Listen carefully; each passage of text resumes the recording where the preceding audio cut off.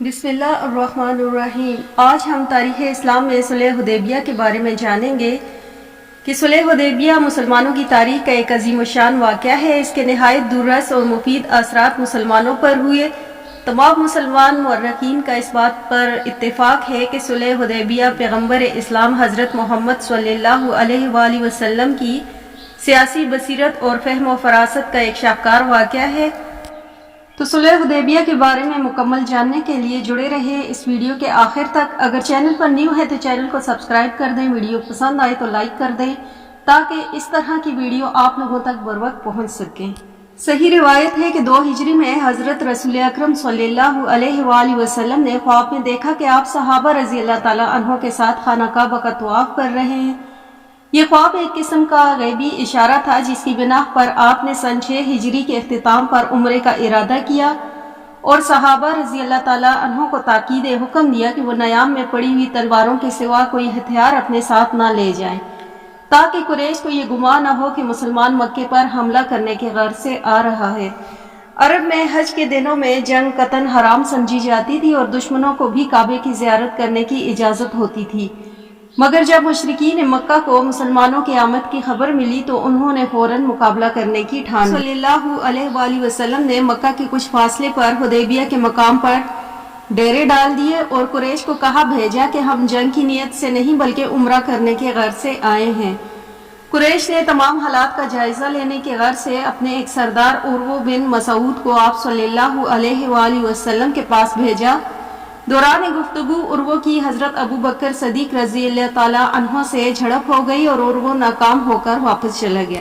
عروہ کے ناکام چلے جانے کے بعد آپ صلی اللہ علیہ وآلہ وسلم نے حضرت عثمان رضی اللہ تعالیٰ عنہ کو سفیر بنا کر بھیجا، لیکن کفار نے انہیں نظر بند کر دیا۔ جب حضرت عثمان رضی اللہ تعالیٰ عنہ کی واپسی میں دیر ہو گئی تو مسلمانوں میں یہ غلط خبر مشہور ہو گئی کہ کافروں نے حضرت عثمان رضی اللہ تعالیٰ عنہ کو شہید کر دیا ہے۔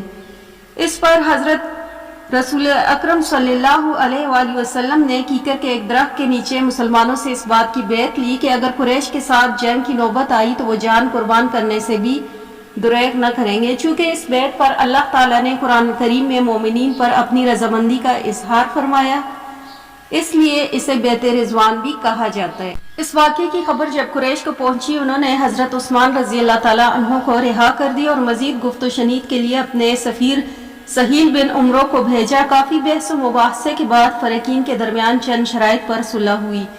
اس سال کعبے کی زیارت کیے بغیر مسلمان واپس چلے جائیں، اگلے سال آئیں تو تلوار کے سوا جو نیام میں ہو اور کوئی ہتھیار اپنے ساتھ نہ لائے، صرف 3 دن کے اندر حرم کے طواف و زیارت سے فارغ ہو کر واپس چلے جائیں۔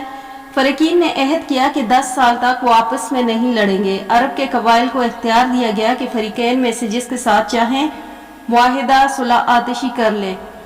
طرفین اس بات پر رضامند ہوئے کہ اگر مکے کا ایک شخص مسلمان یا کافر بھاگ کر مدینے چلا جائے تو مسلمان اسے واپس کر دیں گے، لیکن اگر مسلمانوں کا کوئی آدمی قریش کے پاس آئے تو وہ اسے واپس کرنے کے پابند نہ ہوں گے۔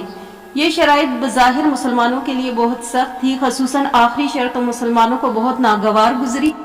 اس کے متعلق حضرت عمر رضی اللہ تعالیٰ عنہ نے حضرت رسول اکرم صلی اللہ علیہ وآلہ وسلم کے سامنے اپنی ناراضگی کا اظہار بھی کیا، مگر آپ صلی اللہ علیہ وآلہ وسلم نے فرمایا کہ جو شخص ہمیں چھوڑ کر کافروں کے پاس جائے گا اسے ہم واپس لے کر کیا کریں گے، اور اگر مکے سے آئی ہوئی کسی مسلمان کو ہم واپس کریں گے تو اللہ تعالیٰ اسے شخص کے لیے سلامتی کی راہ نکال دے گا۔ اس کے بعد مسلمانوں نے احرام کے کپڑے بدل دیے۔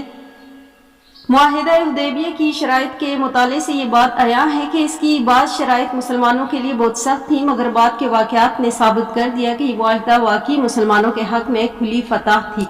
مثال کے طور پر صلح حدیبیہ کی روح سے قریش مکہ کی طرف سے جنگ بند ہو جانے کے بعد آپ کو یہ موقع مل گیا کہ اپنی ملکی مقبوضات میں اسلامی حکومت کے نظم و نسق کو مضبوط اور پائیدار بنیادوں پر قائم کریں اور اسلامی قانون کے اجرا سے مسلم معاشرے کو ایک مکمل تہذیب و تمدن کی صورت بخش دیں۔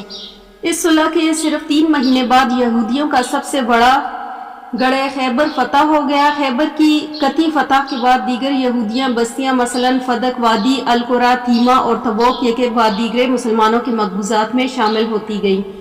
اس طرح صرف 2 سال کی قلیل مدت میں عرب کے ملک میں قریش اور مشرکین مکہ کی طاقت دب کر رہ گئی اور اسلام کے سیاسی غلبے کے یقینی امکانات پیدا ہو گئے۔ اس معاہدے کی بدولت مسلمان اور مشرکوں کی باہمی عداوت کم ہو گئی اور وہ آزادانہ ایک دوسرے سے ملنے جلنے لگے۔ کثرت میل جول کے باعث کفار مکہ کو اسلامی تعلیمات سے مستفید ہونے کا موقع ملا اور وہ خود بخود مسلمان ہونے لگے۔ بعض مورخین کا کہنا ہے کہ معاہدہ صلح حدیبیہ سے لے کر فتح مکہ تک اس کثرت سے لوگ مسلمان ہوئے کہ اس سے پہلے کبھی نہ ہوئے تھے۔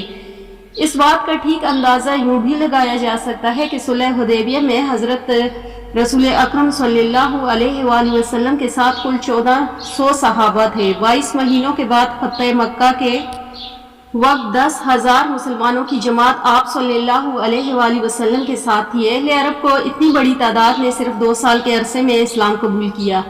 اس صلح کی وجہ سے ملک میں امن و امان قائم ہوا۔ مسلمانوں کو اپنی تبلیغی سرگرمیوں کے لیے کافی وقت ملنے لگا۔ ان تبلیغی سرگرمیوں کی بدولت قریش کے 2 سپہ سالار حضرت خالد رضی اللہ تعالیٰ عنہ بن ولید اور حضرت عمرو رضی اللہ تعالیٰ عنہ بن العصاص بخوشی مسلمان ہو گئے۔ قریش مکہ سے مطمئن ہو جانے کے بعد آپ کو مختلف ممالک کے بادشاہوں اور سرداروں کے پاس تبلیغی خطوط بھیجنے کا موقع ملا۔ چنانچہ صلح حدیبیہ کے بعد آپ نے ہرقل شاہ روم کے خسرو پرویز شاہ ایران کے نجاشی شاہ حبشہ عزیز مصر اور دوسرے بڑے بڑے بادشاہوں کے نام دعوت نامے بھیجے۔